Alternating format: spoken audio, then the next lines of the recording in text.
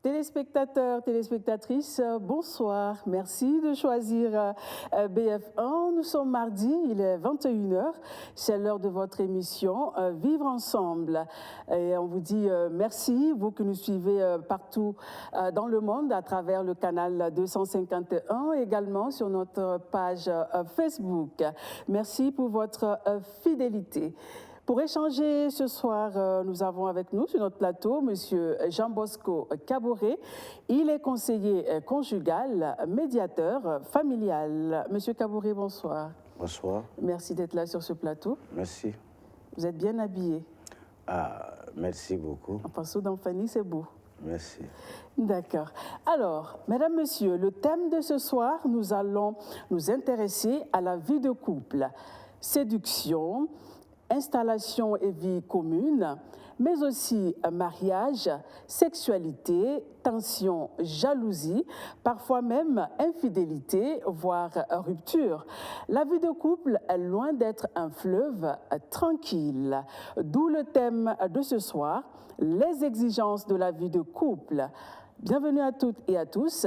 Mais avant de commencer l'échange avec notre invité, nous allons suivre ensemble un micro-trottoir sur le thème. Regardons ensemble et on se retrouve juste après. Pour qu'un couple puisse vivre en parfaite harmonie, il faut qu'il y ait l'entente et la compréhension.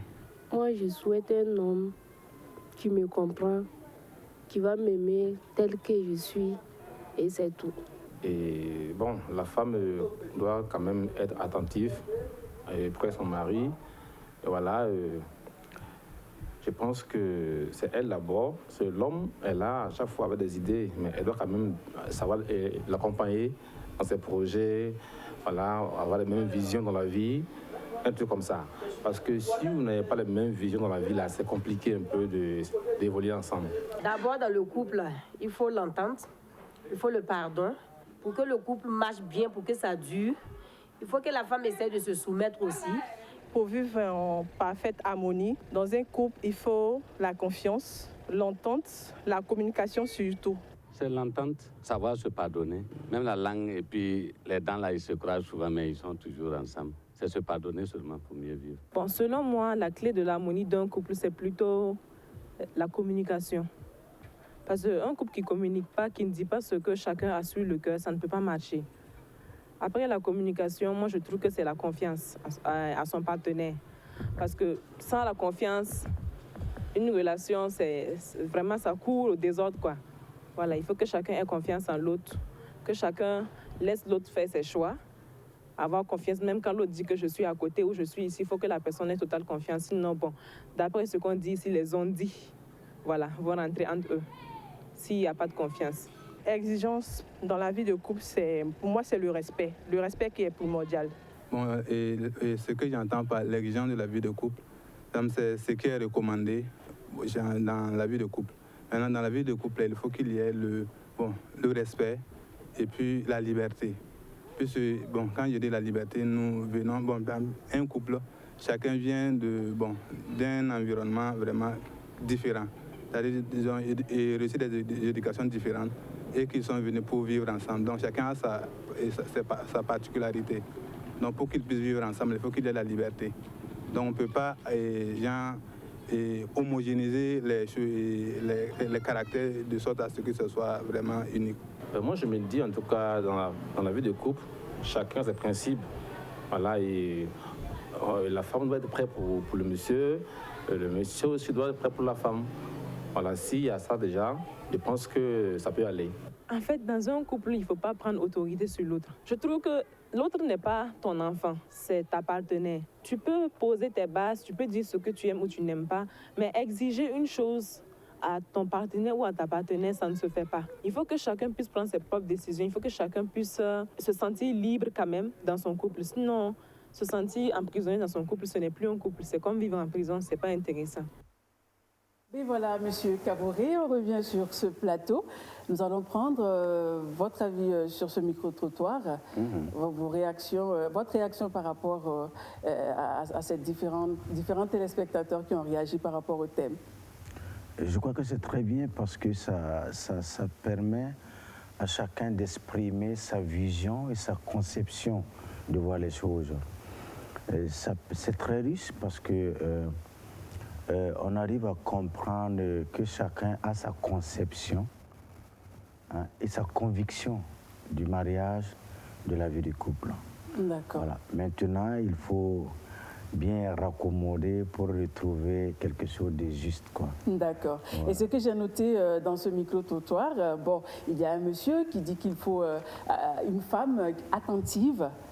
Alors, c'est quoi être attentive, une femme attentive, c'est quoi?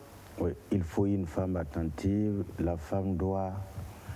Oui, il faut une femme attentive. Bon, j'ai aussi écouté ça. Oui. Mais... Une femme qui est aux petits soins ou quoi?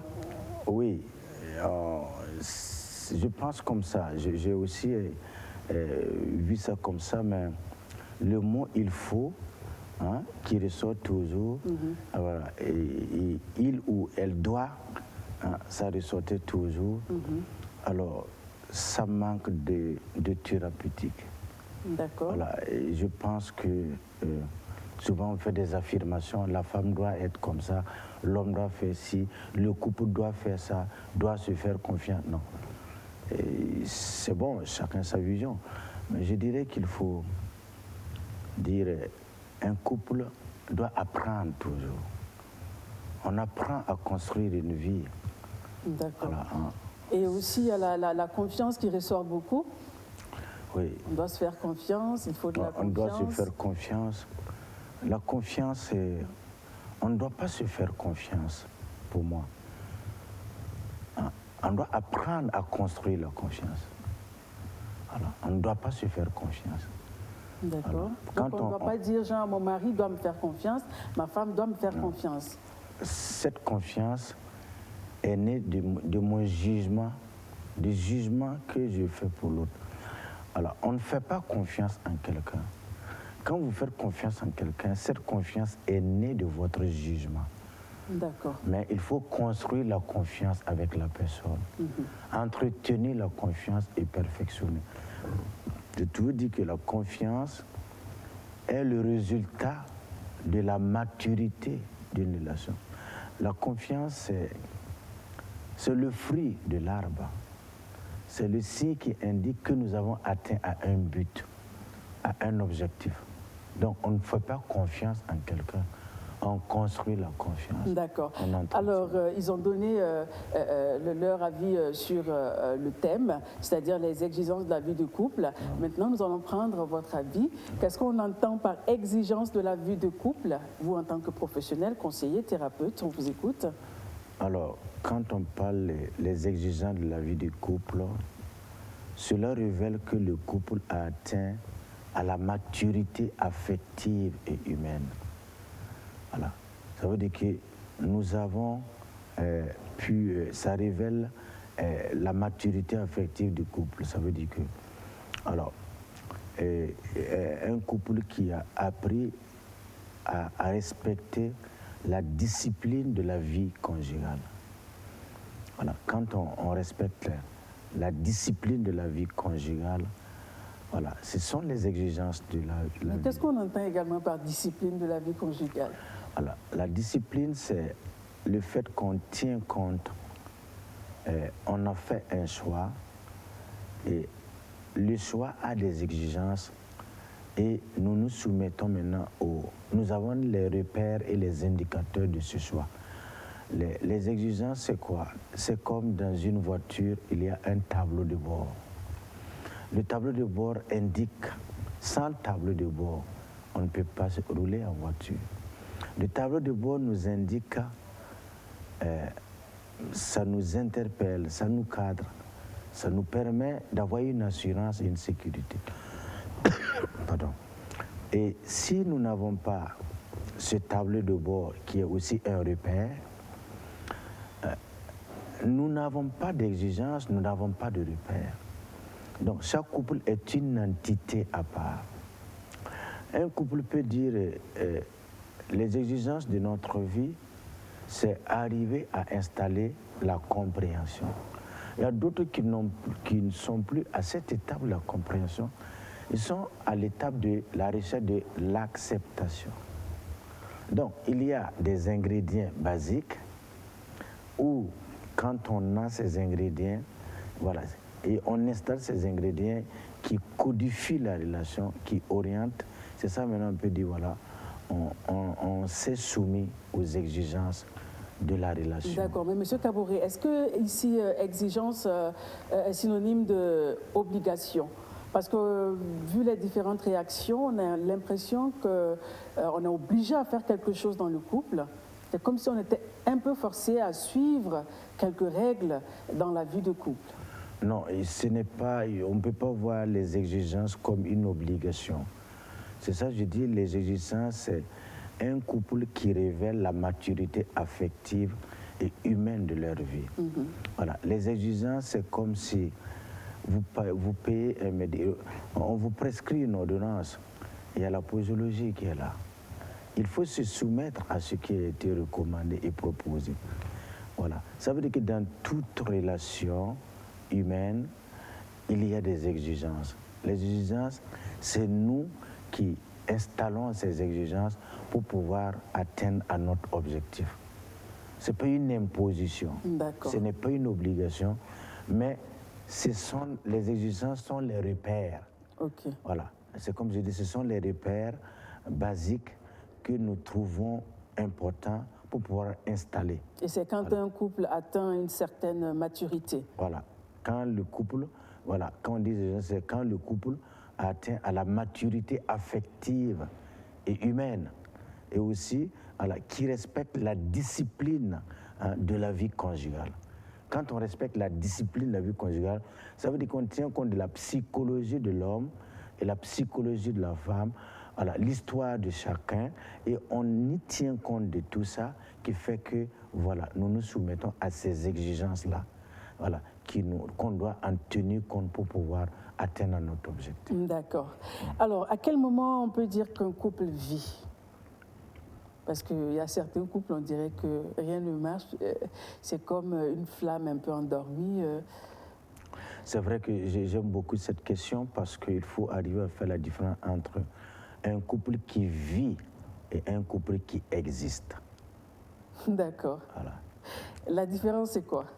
Un couple qui vit, c'est un couple qui rentre, les deux rentrent en relation avec du charme, avec de la tendresse, avec de l'affection, avec de l'amour. Voilà. Il y a une communion, il y a une communication, et il y a la recherche de la complémentarité. Voilà. On sent cette vivacité.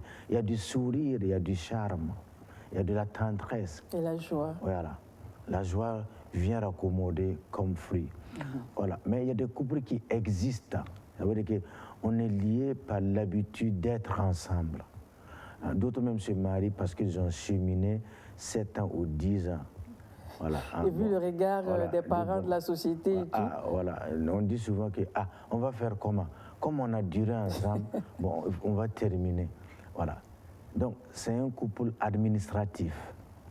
Voilà. Ce couple ne vit pas. Ce couple existe. Je me suis marié parce que j'avais l'âge de me marier. Je me suis marié parce que tout le monde doit se marier un jour. Voilà. Et on n'a pas construit du charme qui est le signe d'abord, qui est le reflet de notre relation. Là, voilà, c'est ça.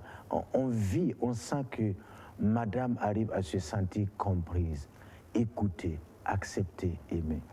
Et madame aussi, du moins monsieur aussi se sent compris, écouté. On sent une complémentarité. Voilà, c'est ça quand on dit un couple vit. D'accord. Alors, on peut ajouter que leur complicité de vie,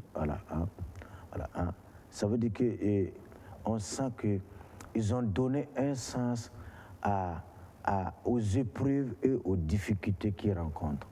Voilà. Parce qu'il y a des couples qui ne donnent pas un sens aux épreuves, voilà, et aux difficultés. On peut vivre, mais quand il y a des épreuves et des difficultés, ça disloque la relation. Alors, un couple qui vit dans leur relation, ils savent qu'il y aura des moments difficiles.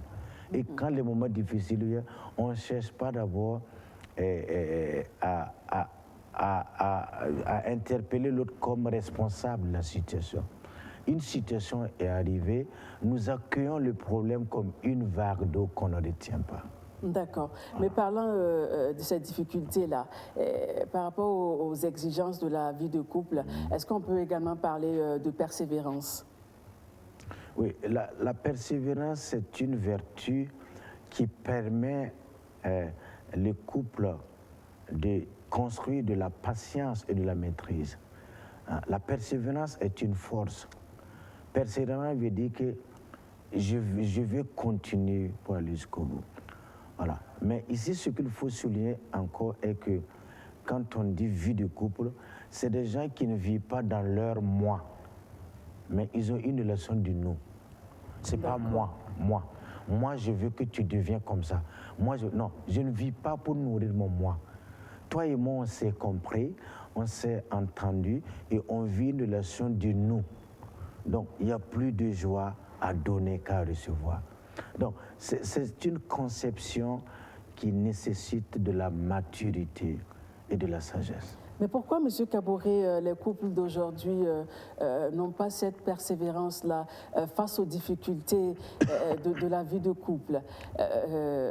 Bon, je dis cela parce que de nos jours, hein, on entend des jeunes qui disent de toutes les façons, moi j'en ai marre, un de perdu, 10 de retrouvé, ou une de perdu, 10 de retrouvé. Il y a certaines femmes également qui disent que je ne vais pas mourir pour un homme et 1000 hommes vont m'enterrer. Donc il n'y a plus de persévérance dans la vie de couple d'aujourd'hui. Face aux difficultés, on est prêt à abandonner, à demander le divorce, comme si le mariage en fait était en jeu. Alors, je propose qu'on dise certains couples. Oui, certains couples. Ou certaines personnes. Alors, le mariage d'abord est d'abord une conception. Chacun a sa conception du mariage.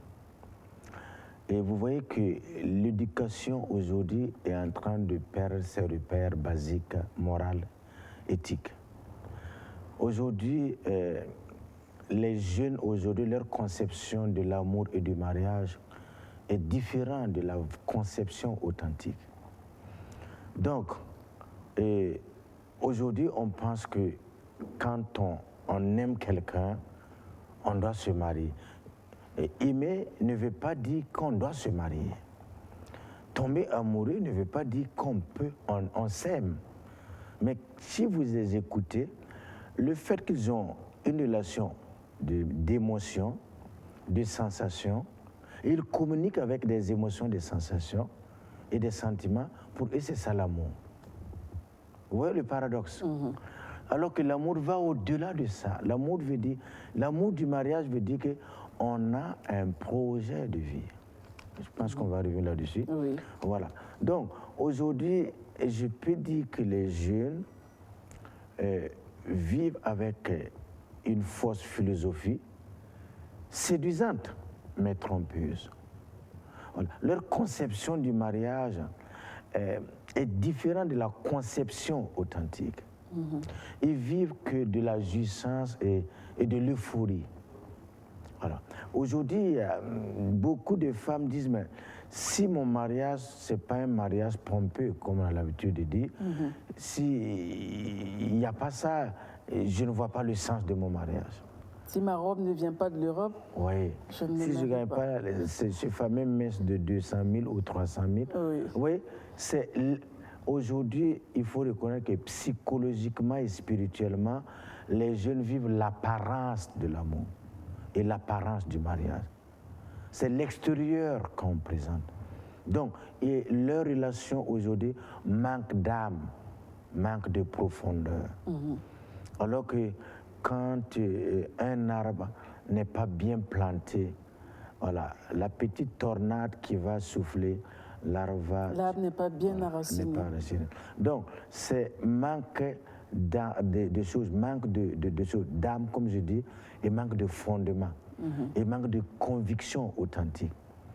Et je termine de dire qu'aujourd'hui, les jeunes se marient pour nourrir leur moi. Chacun veut nourrir son moi. Quand vous voyez une femme qui dit, voilà, je ne peux pas faire ça pour un homme, ou bien un monsieur dit, je ne peux pas faire ça pour une femme. Ouais, ils protègent son moi. Ils n'ont pas une relation du nous. La relation du nous exige un sacrifice, exige un don total de soi. Mais comment reconnaître un partenaire qui peut avoir cette conception du nous-là? Parce que, bon, quand on se voit comme ça, c'est comme vous l'avez bien dit, on s'aime, on est amoureux, on se marie. Ben, quand on fait 1 mois, 2 mois, 3 mois et puis on se marie, mais il faut combien de temps exactement pour bien se connaître? Ou bien on ne finit pas de connaître son partenaire? Oui, on peut dire cela, mais moi, en accompagnant les jeunes qui cheminent, ce n'est pas d'abord la durée de la relation que moi je regarde, mais la qualité de la relation. Il faut chercher la qualité. Mais pour avoir une qualité, il faut un certain temps aussi, pour atteindre à un certain niveau. Donc, il faut atteindre au moins 2 ans de cheminement. Bon, pour être sûr, M. Kaboré, quelles sont les qualités qu'on doit retrouver chez l'autre avant de s'engager? Alors, pas chercher une qualité chez l'autre. Quand on cherche une qualité chez l'autre, à la longue, on va toujours chercher à se nourrir des qualités de l'autre. Mais si on ne connaît pas les qualités, bon, je ne sais pas quoi, non. Pour savoir avec qui on s'engage. Je m'explique. On ne cherche pas à connaître une qualité de l'autre. On cherche à construire une relation avec l'autre. Vous voyez une différence? On cherche à rentrer en relation avec l'autre. On cherche à donner une relation harmonieuse avec l'autre. On cherche à sortir de sa coquille, de son moi. Voilà, c'est comme si j'ai une couleur blanche, vous avez une couleur rouge. Chacun apporte et que nous aurons une couleur qui sera unique à notre relation. Donc, on ne cherche pas les qualités de l'autre, mais on va à la recherche de construire une relation, construire un projet, construire une vie, construire une famille. Il y a des gens qui se marient parce que, tout simplement, je me marie avec Mathias parce qu'il est beau, ou je me marie avec Sidi parce qu'il a un bon cœur, il est très gentil, ou je ne sais pas, ou Mathias qui se marie tout simplement parce que sa copine a beaucoup de qualités en cuisine. C'est vrai. Voilà. Alors, donc, cela, c'est ce qu'on appelle un amour conditionné. Cela, on ne peut pas se baser de ça pour contracter le mariage. On ne se marie pas parce que le monsieur est sérieux ou la femme est sérieuse. Voilà. On ne se marie pas parce que l'autre a des qualités. Finalement, quand vous réfléchissez très bien, psychologiquement, la personne qui va épouser une femme ou un homme parce que la personne lui a révélé des qualités, ça veut dire que la personne ne vous aime pas. Mais la personne a besoin de vos qualités pour pouvoir se nourrir. Mais votre personne, c'est pour ça qu'il faut comprendre une chose. Souvent, nous cherchons une femme ou un homme, mais nous ne cherchons pas à accepter Pauline ou Pierrette d'abord. Il faut accepter Pauline ou Pierrette ou Paul d'abord. Mais en acceptant Pauline ou Paul, en faisant route maintenant, que je vais découvrir en elle ou en lui la personne qu'il faut aimer. Et souvent, nous voulons nous nourrir de ces qualités. Je t'aime parce que tu es belle, tu es charmante, tu es sympa, tu es généreux. Mais le jour où je vais te montrer l'autre image de moi, ton amour va s'arrêter. Mais M. Kaboré, qu'est-ce qu'il faut exiger bien avant le mariage? Parce que ce n'est pas dans le mariage que l'on va chercher à connaître les exigences, je me dis. C'est ça, j'ai toujours dit ici, on ne se marie pas pour devenir heureux. On se marie parce qu'on est heureux pour rendre heureux. Si vous n'êtes pas heureux seul, vous ne serez jamais heureux avec quelqu'un. Mais on peut être malheureux seul et se marier et être heureux. Ou bien, On peut être quoi? Je n'ai pas bien compris. On peut être malheureux parce qu'on est seul, et dès qu'on se marie, on devient heureux. Non, on n'était pas malheureux. On avait quelque chose, on a découvert en nous une force. L'autre nous aide à faire fructifier ce que nous avons développé. Mais l'autre ne sera jamais à l'origine de notre bonheur. C'est un faux départ, c'est une fausse conception. L'autre nous aide à faire fructifier ce que nous présentons. Mais, pardon, excusez-moi. Mais notre bonheur ne vient pas de l'autre, ne dépend pas de l'autre.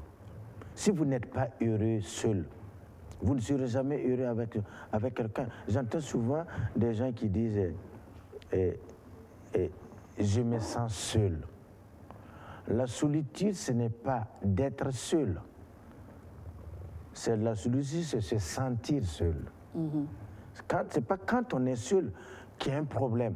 C'est quand dans ma tête, je me sens seul. Donc, on peut être avec quelqu'un et se sentir seul. Donc, il faut d'abord aimer ta petite personne, rentre en relation avec toi-même. C'est une erreur de croire que je me marie pour me nourrir des qualités de l'autre, je me marie pour avoir du bonheur et de la joie. Non, je me marie parce que j'ai quelque chose à donner, à partager, à communiquer, la joie de vivre. D'accord. Voilà, c'est très important. Je ne sais pas si vous avez déjà vu cette image dans les réseaux sociaux qui m'a beaucoup plu. Le monsieur qui tenait une marmite et sur la marmite c'est écrit bonheur. Et son ami lui demande, mais où est-ce que tu as trouvé ça? Moi je sais ça depuis des années, je n'arrive pas à trouver. Il a dit, je n'ai pas payé à quelque part, je l'ai fabriqué. Ça veut dire quoi? Je l'ai fabriqué. Le bonheur que tu vois que je tiens, la joie, le sourire, je l'ai fabriqué. Chaque être humain porte les germes de la joie et la tendresse pour fabriquer sa joie et son bonheur. Mais se marier pour avoir du bonheur, c'est une fausse conception. Mais on se marie pour rendre le bonheur, pour rendre joyeux. D'accord. Mais M. Kabouré, par rapport aux exigences, est-ce qu'on peut parler de vigilance?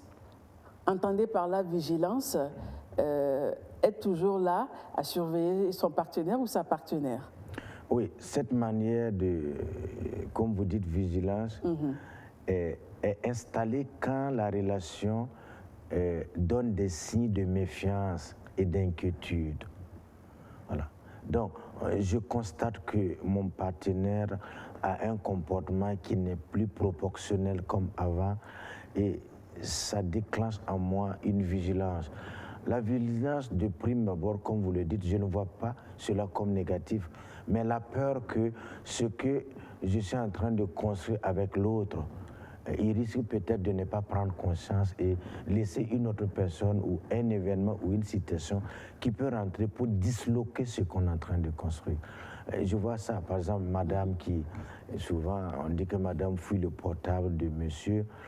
Alors, si on a un comportement suspect, alors, ça peut attirer l'attention de la femme qui veut vérifier, voir, est-ce qu'elle ne va pas trouver les preuves du comportement suspect. Voilà. Donc, la méfiance s'installe, le doute s'installe parce que nous vivons une crise, une situation où nous avons sauté des étapes, où il y a un problème. Voilà. Mais dans le micro-trottoir, il y a une dame qui disait que par rapport aux exigences de la vie de couple, on ne doit pas décider pour l'autre.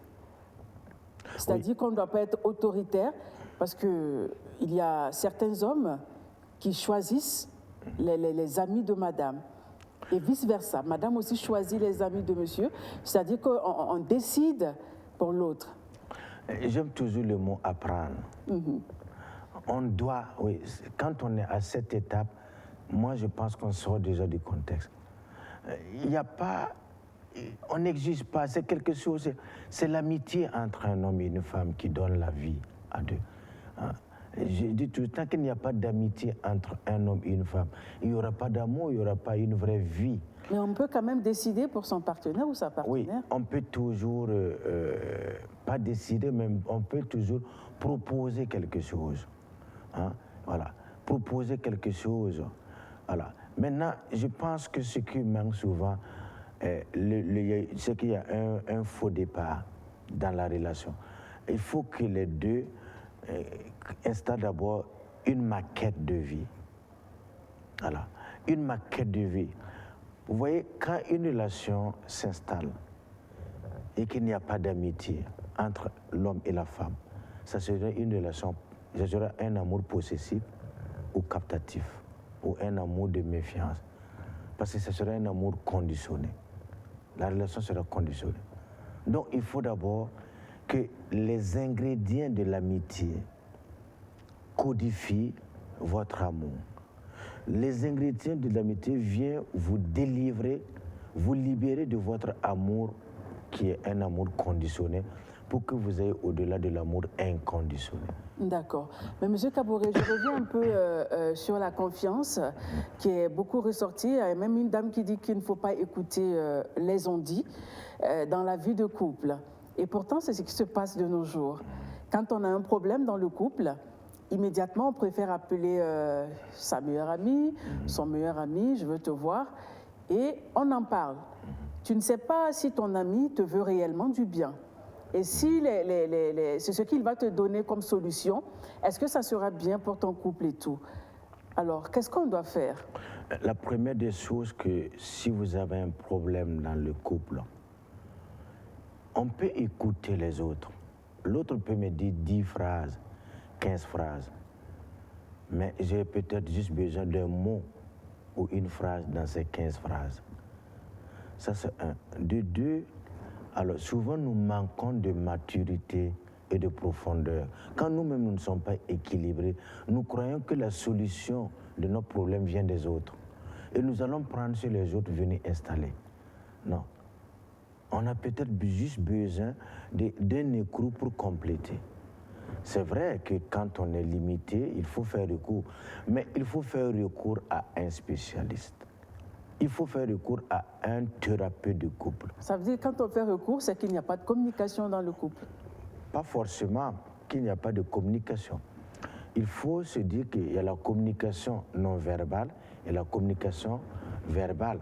Mais la communication bienveillante et la communication malveillante. D'accord, et on va juste ouvrir le téléphone et on revient pour la suite.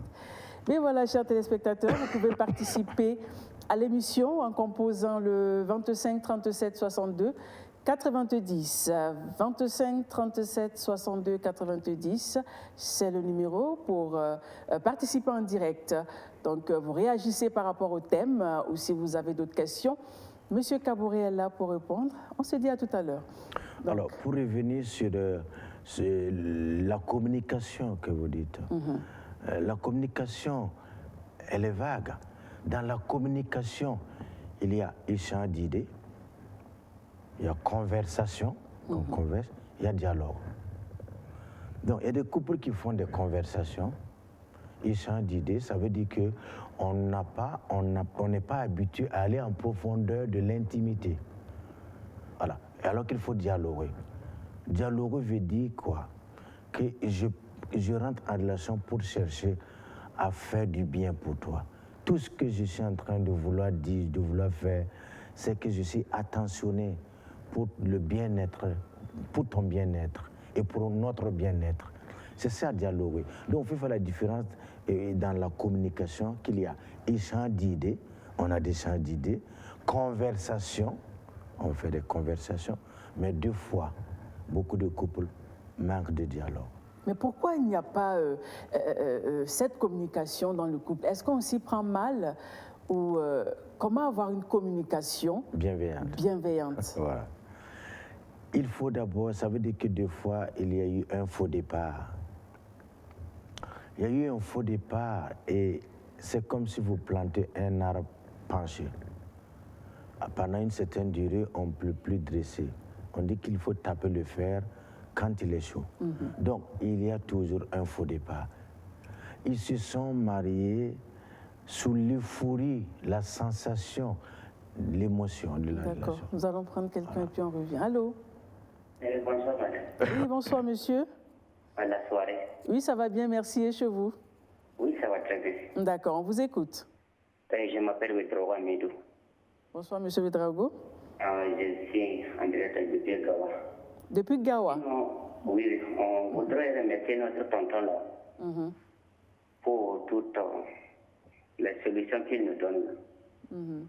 Voilà, on voudrait le remercier que Dieu n'a qu'à lui donner une bonne longue vie. Amen. Mais tout ce qu'il fait là pour nous les auditeurs là, c'est bon. D'accord. Voilà, ça nous va droit au cœur. Merci beaucoup et longue vie à vous également. Que Dieu les bénisse. Merci beaucoup. Amen. Soyez bénis également. Bonne soirée. Voilà, merci beaucoup. Merci à vous, pareillement. Monsieur Kabouré, on vous souhaite longue vie. Non, longue vie. Dites Amina. Amina, longue vie à l'animatrice d'abord. Longue vie à nous alors. Voilà, longue vie à nous. D'accord. Voilà. Donc, on continue avec, on était sur la communication bienveillante. Alors, pour dire, la longévité, c'est pas quand on dure longtemps sur Terre. Quand on a 100 ans. Non, c'est pas ça la longévité. D'accord. La longévité, c'est quelqu'un qui a appris à bien faire le bien. Peu importe la durée, mais c'est la qualité de la vie qui est la longévité. D'accord. Voilà, c'est pas 100 ans, mais la qualité de la vie. Mais moi, je veux 100 ans quand même. D'accord, allez-y. Alors, la communication bienveillante. Voilà, la communication bienveillante révèle le choix que le couple, les deux ont fait. Il y a des couples qui, aujourd'hui, qui sont allergiques à la paix, qui sont allergiques à la joie. Et ils sont très sensibles aux détails. Il y a des gens qui n'ont pas appris à accepter que derrière les difficultés, il y a une force, il y a les choses, il y a la vie qui est derrière. Il faut traverser des épreuves pour grandir. Il y a des gens qui reproduisent le monde de leur enfance, de leur histoire. Donc, vous voyez un adulte devant vous, mais c'est son moi enfant qui commandite et conditionne son moi adulte. D'accord, nous allons prendre quelques... Allô? Oui, bonsoir. Bonsoir, madame. Ben, elle est partie. Alors, monsieur Kabouré, il y a quelque chose également que j'ai noté dans le micro-trottoir, c'est la réaction de la maman. Elle dit que par rapport aux exigences, il faut de la soumission. Nos mamans, elles étaient soumises. Mais aujourd'hui, monsieur Kabouré, les femmes soumises, on peut les compter au bout des doigts. Qu'est-ce qui se passe? Alors, et qu'est-ce qu'on entend par soumission? Voilà, je pense qu'il faut commencer par là. D'accord. Avant, nos parents vivaient dans une autre conception du mariage. Voilà, c'était la famille qui décide, qui juge quand il y a un problème. Aujourd'hui, ce n'est plus ça. Mais on peut revenir pour donner une explication sur ce qu'on entend par soumission. Alors, c'est vrai que dans toute structure humaine, il y a un responsable. Et le responsable de la famille, c'est l'homme, le patron, le chef, le naba, le zaksoba. Mais le chef et le patron, le chef de famille, c'est qui? Le chef de famille... On prend quelques, je ne vous coupe pas. Allô? Allô, oui, bonsoir, madame. Oui, bonsoir. J'appelle depuis Fadangourma. Ok, bonsoir à tous les téléspectateurs de Fadangourma. Voilà. Et je suivais l'émission. Et l'émission va droit au cœur. D'accord. Merci. Voilà, j'aimerais dire merci au monsieur qui est en face de vous. Car je suis beaucoup l'émission quand il est là. D'accord. Voilà. Et pour dire à la vie de couple, mais parfois quand tu es dans un couple et que ton partenaire doute de toi, qu'est-ce que tu dois faire? Parce que souvent, il y a des elle-même qui écoutent les gens dehors et que l'homme doute de toi. Du coup, tu es accusé de... On t'accuse de tout alors que tu n'es pas ça. D'accord. Je ne sais pas. Voilà, j'aimerais avoir l'avis et des conseils. D'accord. Restez à l'écoute alors. Merci. Merci beaucoup, madame. Je vais répondre, mais je vais... On va revenir sur la soumission, mais vous allez répondre rapidement à madame. Alors, le doute, c'est quoi? De prime abord, le doute, ce n'est pas une destruction de la relation. Le doute, c'est un temps de questionnement, un temps d'interpellation. Il faut accueillir le doute comme ça. Si mon partenaire doute de moi, il a une raison valable qui le pousse à douter de moi. C'est un défi. Donc, je vais développer ma capacité pour qu'il sorte de ce doute. Le doute n'est pas une destruction. Non, c'est un temps de questionnement, un temps d'interpellation. Donc, la personne est en train de se poser des questions. Maintenant, il faut le doute. Mais le doute peut être accompagné par un comportement, un caractère, une attitude.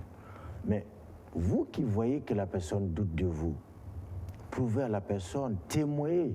C'est maintenant qu'il faut dire, nous sommes en train de traverser une étape, mais plus je révèle ma bonne foi, au fur et à mesure que je serai convaincant et convaincu, dans le doute, on va tirer une leçon et un enseignement. Dans chaque doute, il y a une leçon et un enseignement. Il y a une vérité, il y a une réalité, il y a quelque chose il y a une force qui est cachée. D'accord. Voilà. Donc, on va revenir sur la soumission. Oui. Alors, la femme, comme on le dit, la femme doit se soumettre à l'homme. Parce que, comme j'ai dit, dans toute structure humaine, il y a un responsable et l'homme, c'est le patron, le Zaksoba, le chef de famille. Maintenant, il faut comprendre une chose. La soumission de la femme est le résultat de l'amour qu'elle reçoit de l'homme. Je reprends. D'accord. La soumission de la femme est le résultat de l'amour qu'elle reçoit de son mari. D'accord. Alors, maintenant, l'amour que l'homme donne à la femme est le résultat de la soumission qu'il reçoit de la femme. On se comprend? Maintenant, je vais expliquer maintenant ce que veut dire soumission. En 2 mots, soumission veut dire respect. Respect. Voilà. Tout le monde doit se soumettre. Dans toute structure humaine, il y a un responsable. Le respect. Maintenant, l'homme qui est chef de famille veut dire quoi? Celui qui a l'autorité de gouverner avec sagesse et maturité. Celui qui prend soin, celui qui veille au bien de la famille. Alors, l'autorité ne veut pas dire celui qui doit être servi. Un homme qui a une autorité mature, ce n'est pas celui qui doit être servi. C'est celui qui doit prendre soin.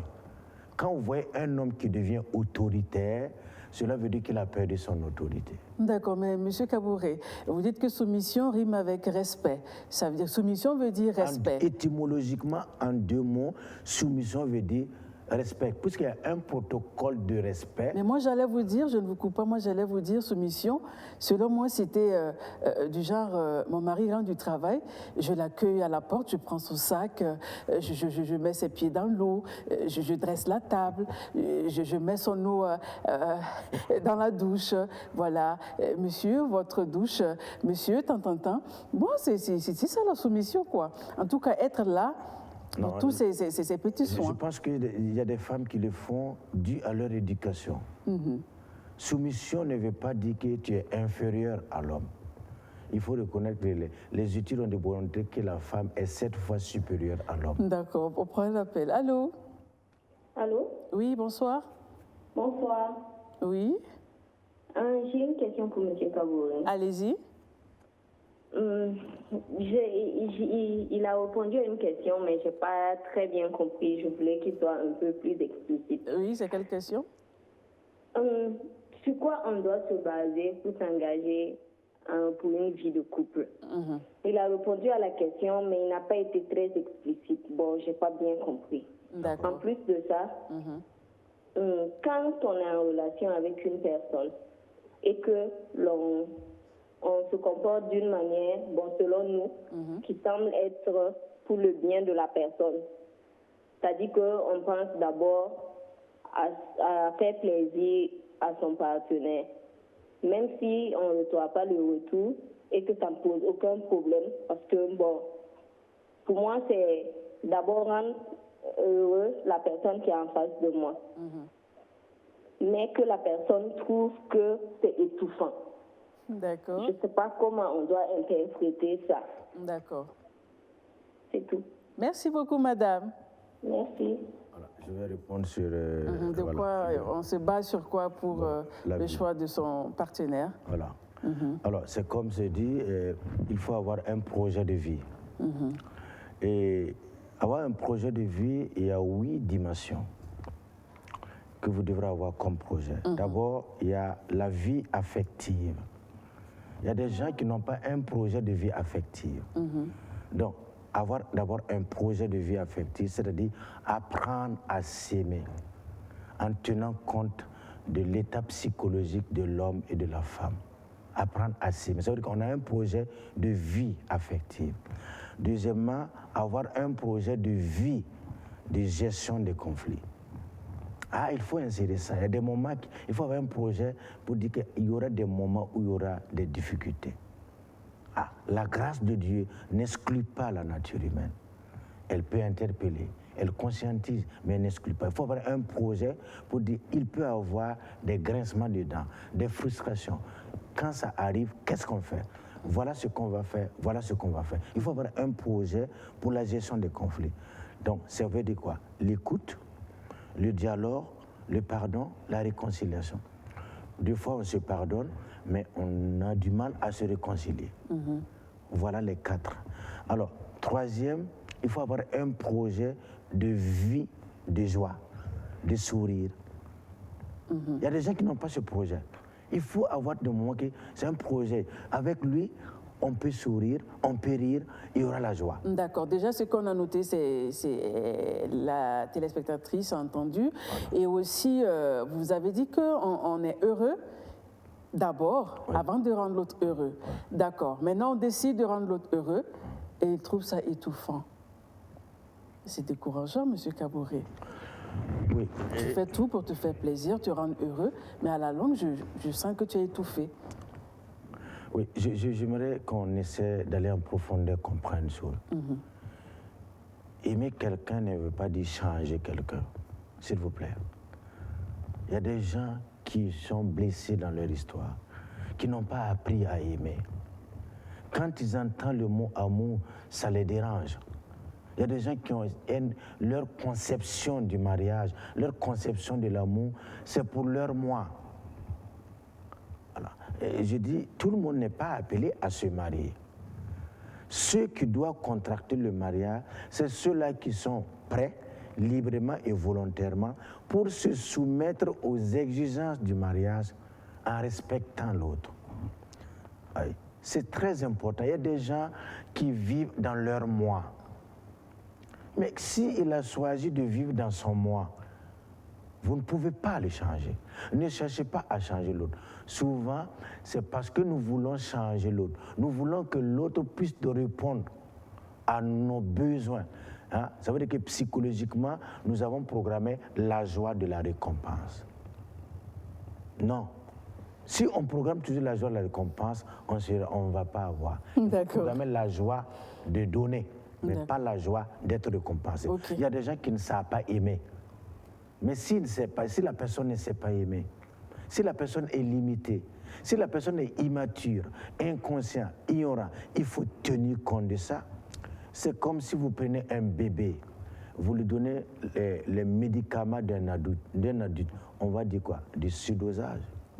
Donc souvent, votre mari ou votre femme n'a pas atteint un niveau que vous voulez, ou bien vous êtes en train de le donner ou de le montrer. Il faut tenir compte de sa petitesse. D'accord. Alors, M. Kaboré, vu qu'il y a assez d'exigences, quels conseils vous avez à donner à ces futurs couples-là, les jeunes qui veulent s'engager dans le mariage? Alors, d'abord, je vais les dire d'apprendre d'abord à se libérer, à se détacher, à se renoncer de leur moi.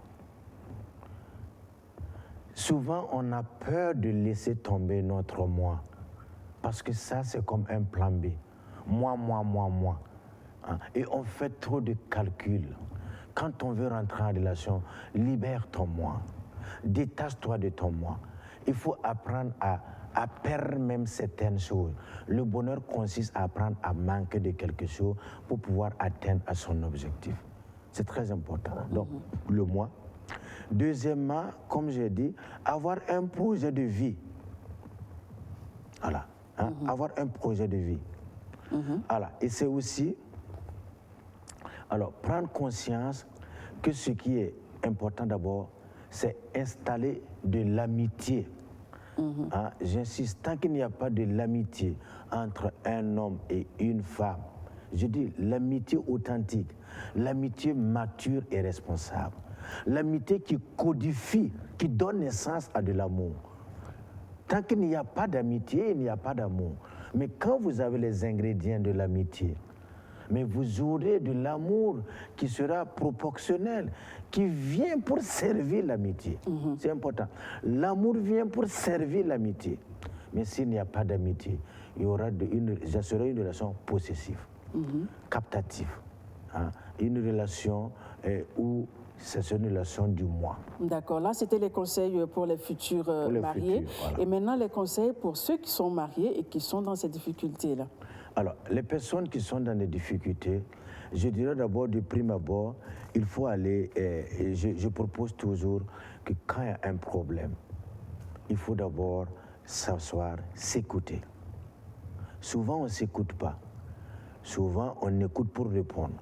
Mais il faut écouter pour ne pas répondre. Celui qui parle toujours n'apprend pas quelque chose. Mais celui qui écoute apprend. Parce que quand tu parles toujours des choses que tu connais déjà. Mais celui qui écoute apprend.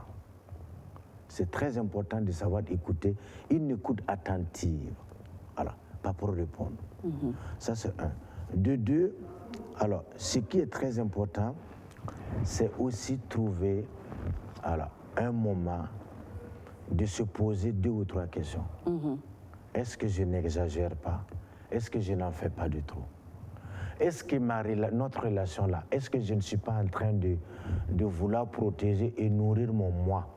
Est-ce que nous avons une relation du nous?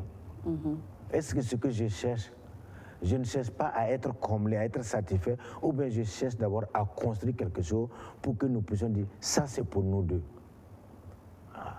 Et une autre étape, c'est faire recours à un spécialiste.